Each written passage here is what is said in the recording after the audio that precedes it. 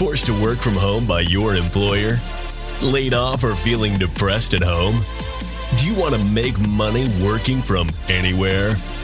We'll show you how to do it from your couch. It's time for another episode of the Work From Home Show. Coming to you from their homes in Austin, Texas and Tampa, Florida, here are your hosts, Adam and Naresh. Hey everybody, welcome to the Work From Home Show. Shout out to all our homies, homeboys, homegirls, home trans, all the work from homers out there. I'm Naresh. Today we have Dick Russell on the show. He is a #1 New York Times bestselling author of 63 documents the government doesn't want you to read, and also the book American Conspiracies, Lies, and More Dirty Lies That the Government Tells Us. Both were written with Jesse Ventura, Jesse Ventura, former governor of Minnesota. He's also authored the new book, The Real RFK Jr., Trials of a Truth Warrior. Dick Russell, thank you so much for joining us on the Work From Home Show. Great to be with you today, Naresh. Yeah, it's really a pleasure to have you. I was a big fan of Jesse Ventura, not politically, but I was a huge wrestling fan back when he got into politics. And I know that he played a huge role in President Trump running for office. I know they're buddies, and he was the one who essentially inspired Trump and said, hey, you can be a political outsider and have a real shot at winning this thing. I want to start with Ventura, and then we're going to move to RFK Jr. because I've been following him super closely, and I do think he's a truth warrior. But tell us a little bit about how you got involved with Jesse Ventura, how it was writing those books, and a little bit about those books, because it seems that they're about the deep state and American conspiracies and lies that the government tells. Yeah, absolutely they are. We actually ran into each other accidentally in southern Baja, Mexico. He had just gotten moved to a house down the road from where my friends that I stayed with often there were living. And back in those days, Jesse still would have a beer occasionally, and we happened to run into each other at a bar and then on the beach. And my wife and I invited he and his wife up for dinner. And that began a relationship where he said, hey, if you're going to be back here next year, maybe we can work on a memoir. And so that's what we did. And we ended up doing 5 books together. Oh, wow. A couple of them were 3 were New York Times bestsellers. So we had common interests. I mean, he had read my book on the Kennedy assassination. And so we wanted to include that in this book, American Conspiracies, which came out after the memoir, which was Don't Start the Revolution Without Me. And so, that was back in 2006, 2008, that period. And he's a great guy. We got to know each other pretty well and in working on these books, and we're still in touch today. So it's a friendly relationship that emerged out of serendipity. And why didn't Jesse continue with politics? Because he had the brand name. He was governor of Minnesota. He served for, I believe it was 1 term. I'm not sure what happened, if he lost re-election or what happened. And I believe he was an independent throughout. Yeah, he was an independent throughout, and he never ran again. But he did consider running for president, and there's a whole long story about that, which I introduced him to he and Bobby Kennedy Jr. back in 2006, and right then, the first time they met and went diving together in Mexico, Ventura looked at him and asked if he would said, "Do you want to run the country?" And Bobby didn't know what to say, and he said, "Well, then quit the Democratic Party and run with me." So that was sort of an epic moment that didn't happen, but I think it planted a seed anyway. Well, let's talk about Robert F. Kennedy, RFK Jr. He's the son of Bobby Kennedy, who was Attorney General of, if I'm not mistaken, right, he was Attorney General for JFK. Yes. And he was assassinated. I'm not sure. I don't remember, or maybe it wasn't even the truth about why he was assassinated. But just tell us a little bit. Let's start with the father first before we get into RFK Jr. Tell us a little bit about the father and how the assassination led to anguish and addiction issues that RFK Jr. had to deal with. Yeah, well, he was only 15 when his father was assassinated. And shortly after he announced his campaign for president in 1968 to challenge the Democratic Party leadership. And he was assassinated supposedly by Sirhan, but that's a whole long story. Sirhan's gun did not have the number of bullets that they found in the wall. Sirhan was shooting, indeed fired shots in the Ambassador Hotel pantry, but he was shooting from in front of Robert Kennedy, and Robert Kennedy was killed from behind. So there was a conspiracy to take him out, as there had been with his uncle, JFK, with Bobby Jr.'s uncle. And Bobby was 15 years old and went through a long, long period of very traumatic and tough time, as you can imagine. And he came out of it after 15 years, and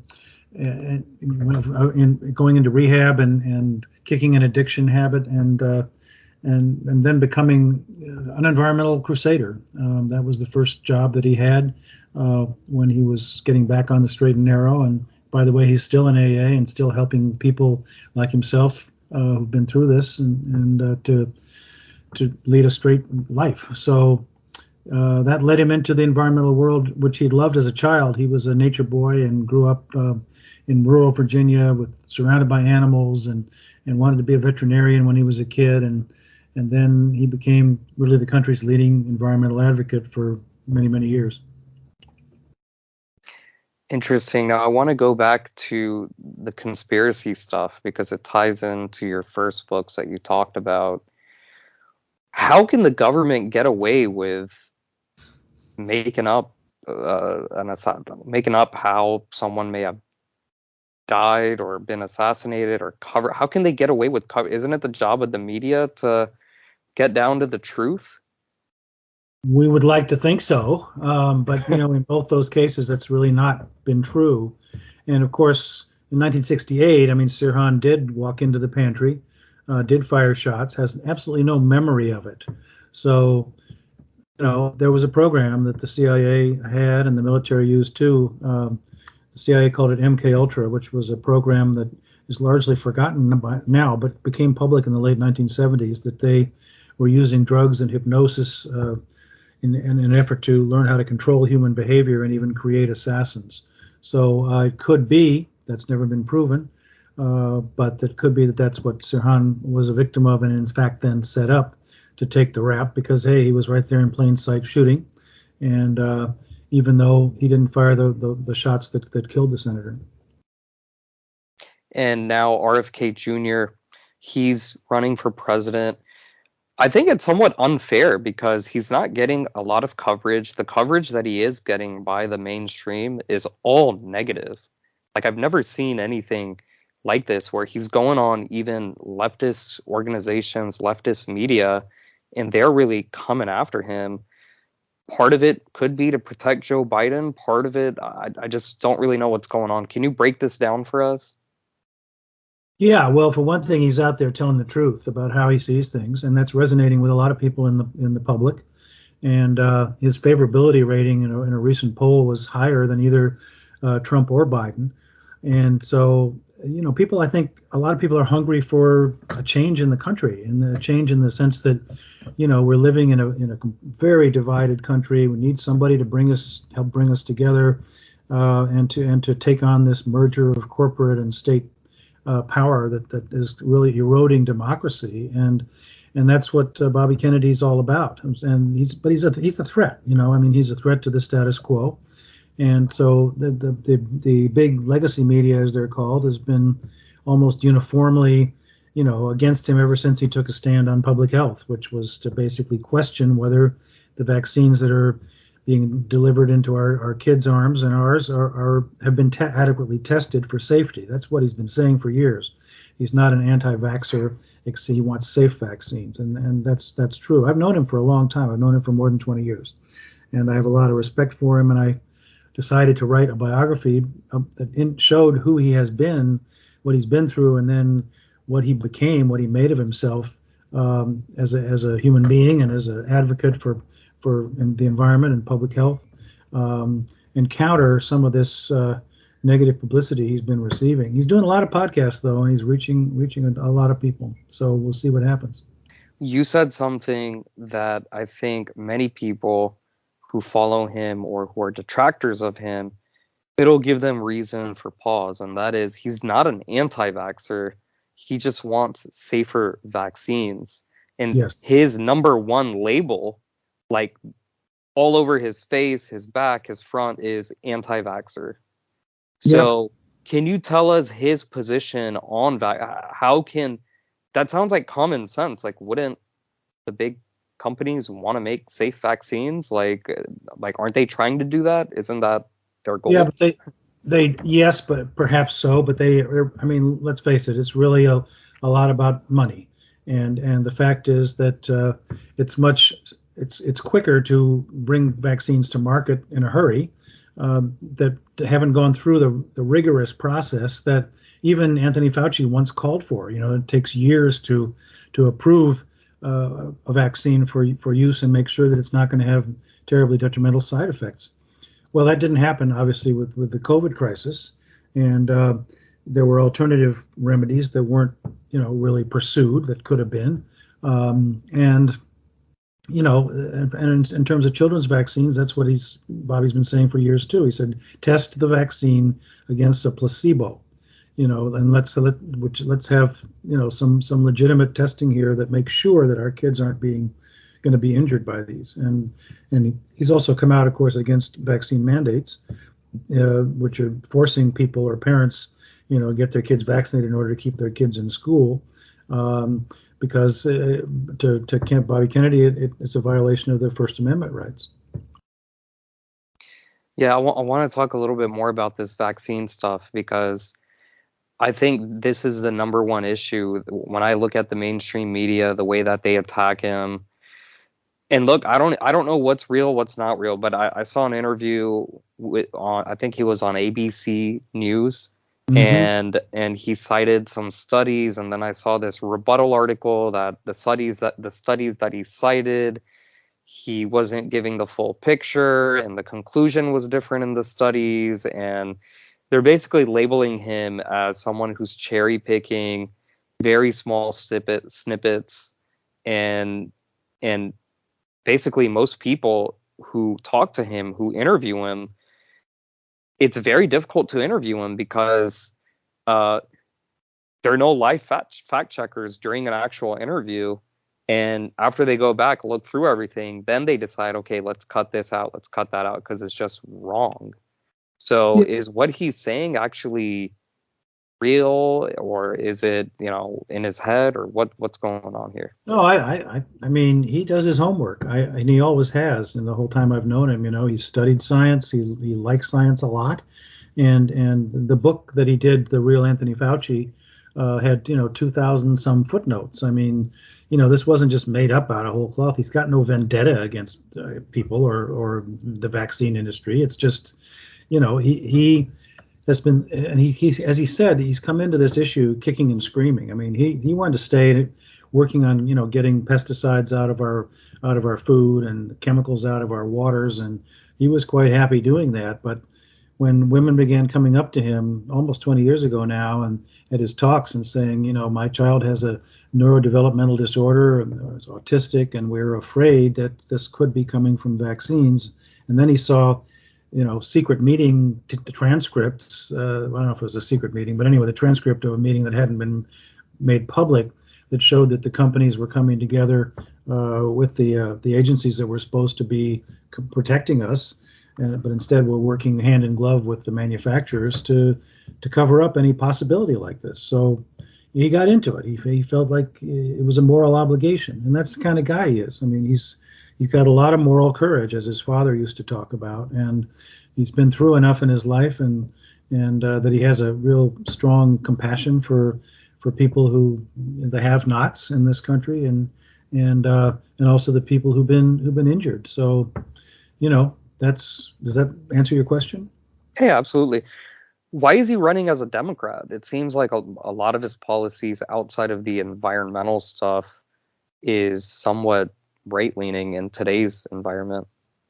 It's weird, I don't know. I mean, he calls himself a Kennedy Democrat, which is to return to the values and the type of politicians that his uncle and his father were. And I think there's a lot to that from everything I can tell. I mean, the current Democratic administration, is certainly revived. There's a lot of the so-called neocons that work there that were the ones who were promoting the invading Iraq, and things are a little bit upside down. I mean, the Democratic Party used to be the party of more of peace, which is what Bobby Kennedy says he's going to revive, and he has experience. I mean, his family basically stopped us from a nuclear holocaust in 1962 and during the Cuban Missile Crisis. So he was a kid then, and he watched this happen. So he's passionate about it and a lot of things, and he does seem to have more appeal among independents and libertarians and even so-called right-wing people a lot of times than the Democratic liberal establishment, which is, as you say, with the media just tearing them apart every chance they get. Philosophically, I consider myself to be a liberal. Politically, I'm a libertarian, but I vote Republican. And so RFK absolutely does resonate with me, especially coming out of the pandemic and the lockdowns and the mandates and the masking and the vaccines. And he's definitely he's running at the right time. Let's put it that way, because all that is still fresh on our minds.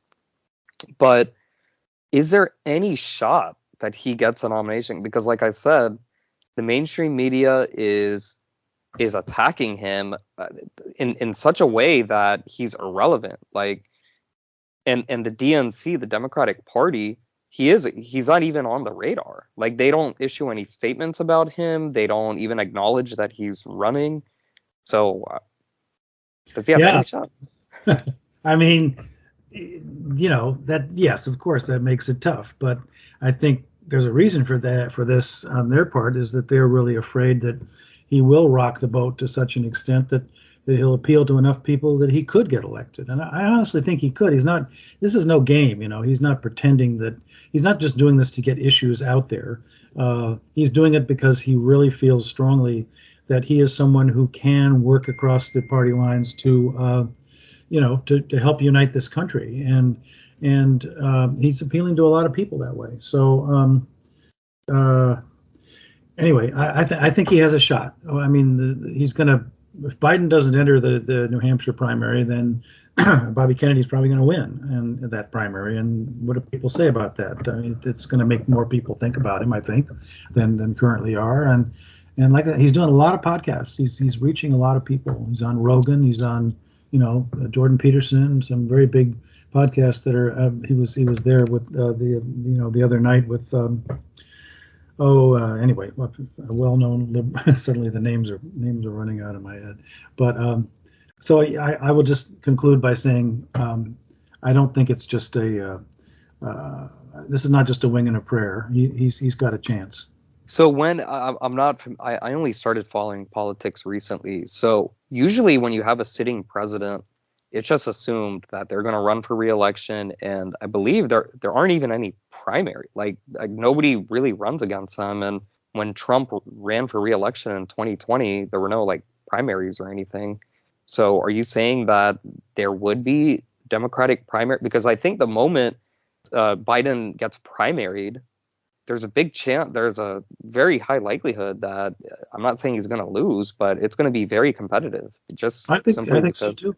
Yeah, I do think it, and that begins with South Carolina and the primaries after that. So let's just say Bobby Kennedy has a good showing in New Hampshire, where he's spending a lot of time, and Iowa, and then he comes up against Biden. I mean, we'll see what's happening next year. A lot of people would just assume that Biden didn't run again because not that he's a terrible person or anything, but he's getting old, and And Bobby Kennedy's young, younger certainly. He's 69, but he's got a lot of energy. He works out every day. I saw pictures of him. Yeah. People need to Google Bobby Kennedy, RFK Jr. body, or RFK Jr. shirtless, or RFK Jr. working out. My goodness. I thought they were photoshopped pictures. Yeah, no, he's in good shape. Any final thoughts you want to share with it? Your website is dickrussell.org, dickrussell.org. Anything else you want to share as you sign off? The book is available on Amazon. It's being shipped to people, and it's 380 pages. It's a very in-depth look at the man and where he comes from and his whole life and his mission. So I'm hoping people will find it interesting and make them think about him and maybe vote for him in one of these primaries. That sounds good. Thanks, Dick. Have a good one. You're free to sign off. I want to let all our listeners know. Check us out at workfromhomeshow.com. That's www.workfromhomeshow.com. Get on our mailing list. And if you have any questions, hello@workfromhomeshow.com. That's hello@workfromhomeshow.com. And until next week, keep on working from home.